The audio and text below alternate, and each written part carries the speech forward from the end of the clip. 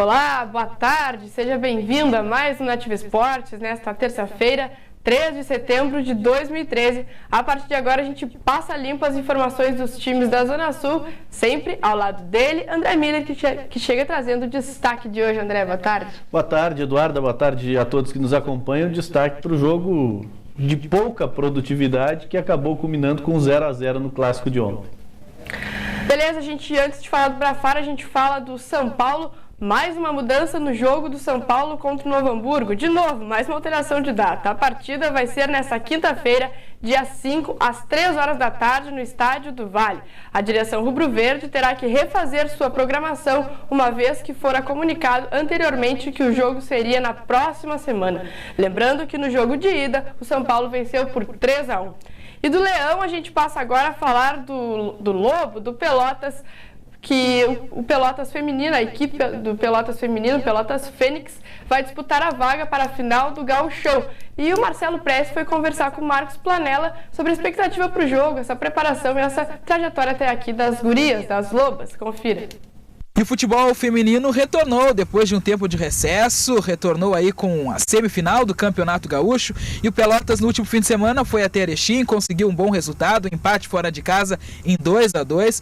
Estou aqui com o professor Marcos Planella, treinador do futebol feminino do Esporte Clube Pelotas. E este empate, esta volta do Pelotas aí às atividades depois de um tempo parado, retornando com um bom empate numa semifinal, agora é trazer tudo aqui para a Boca do Lobo para definir essa vaga na final. Boa tarde.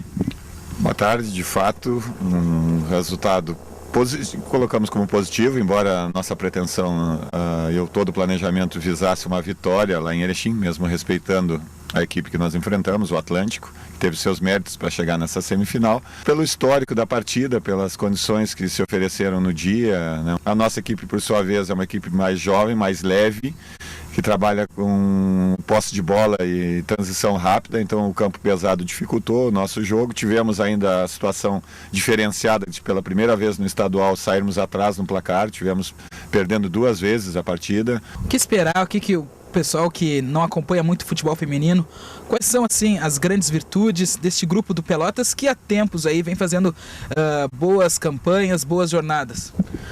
Eu considero que nós estamos neste ano com a melhor equipe, o melhor grupo de atletas que nós tivemos desde o grupo do ciclo que foi campeão gaúcho invicto em 2008.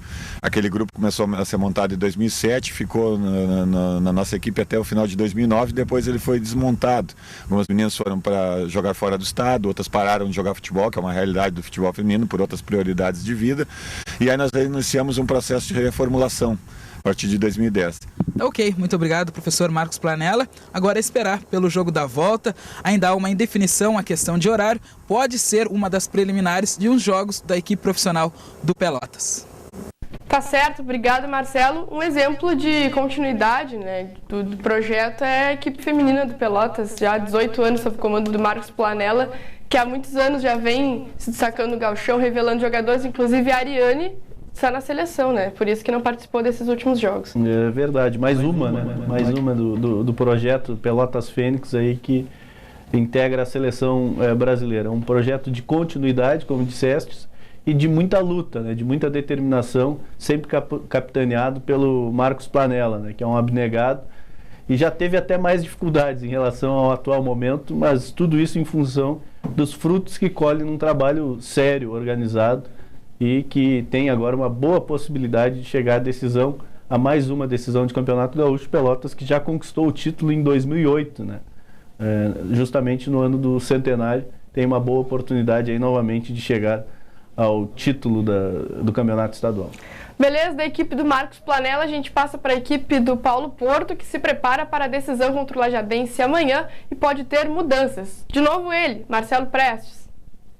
Retornando à Boca do Lobo, agora para falar do time do Paulo Porto, Pelotas, que enfrenta amanhã a equipe do Lajadense. Lembrando que o Lobo empatou em 1-1 na primeira partida, então sem gols já garante o Pelotas na próxima fase da Copa Vila São Vito. A equipe treina logo mais às 3 horas da tarde, onde o Paulo deve definir a equipe que deve sair jogando. Algumas dúvidas ainda pairam sobre a equipe. Michel e Carlinhos podem entrar aí nos lugares de Regis e Digão. O Elton deve permanecer na equipe ao lado aí do Felipe Garcia e o Jefferson ainda disputa uma vaga com o Michoé. O novo contratado, o centroavante Gilmar, ele já deve ficar à disposição, deve ficar aí no banco de reservas. Essas foram as informações aí do Esporte Clube Pelotas. Eu volto aí no estúdio com você, Eduarda Schein. Obrigado, Marcelo. Bom, o Gilmar ainda não consta o nome no bid, mas o que dá para esperar se concretizar essas mudanças na equipe do Pelotas? A expectativa da direção é que até hoje o nome seja publicado, né? Parece que não haverá problema nesse sentido, mas é preciso que tenha o seu nome publicado. É uma alternativa diferenciada, né? Um jogador com a característica que não existe ainda no elenco do Pelotas, mas deve ficar como um jogador para o decorrer do jogo, né? Provavelmente não inicie a partida, né? São variáveis que não mudam muito no posicionamento da equipe. Michoé, o Jefferson, os laterais acredito que não sejam ainda utilizados, pelo menos os dois, né? Ainda precisam de um ritmo maior, talvez sejam alternativas também para o decorrer da partida, mas o formato de equipe deve ser o mesmo, né? A definição passa pelo trabalho de hoje à tarde, mas é um jogo que o Pelotas precisa de muita atenção. É um adversário mais qualificado em relação àquele primeiro enfrentamento lá em Lajeado, uma equipe que estava jogando num ritmo de competição mais forte, que é a Série D do Campeonato Brasileiro, e joga todas as suas fichas nestas competições do segundo semestre. Certamente virá para impor muitas dificuldades ao Pelotas.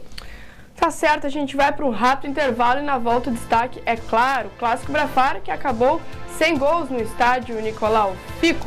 Antes, você fica com a previsão das ondas e dos ventos.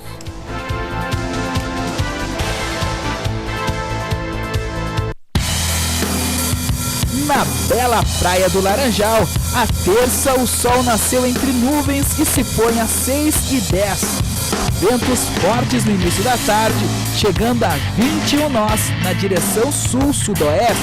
Tempo nublado com máxima de 16 e mínima de 9 graus. Quarta, tempo nublado com ventos moderados na direção sul para sudoeste, variando de 8 a 11 nós. A temperatura varia com mínima de 7 e máxima de 15 graus.